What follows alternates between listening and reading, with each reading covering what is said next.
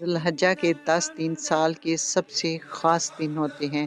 یہ حج کے دن ہوتے ہیں اور ایز اے مسلم ہمیں پتہ ہونا چاہیے کہ ان دنوں کی کیا خاص بات ہے۔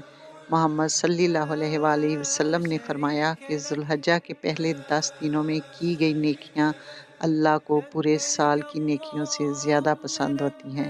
تو ان دنوں میں ہمیں کوشش کرنی چاہیے کہ ہم زیادہ سے زیادہ نیکیاں کریں، کیونکہ ہر نیکی کا ثواب دگنا ہو جاتا ہے۔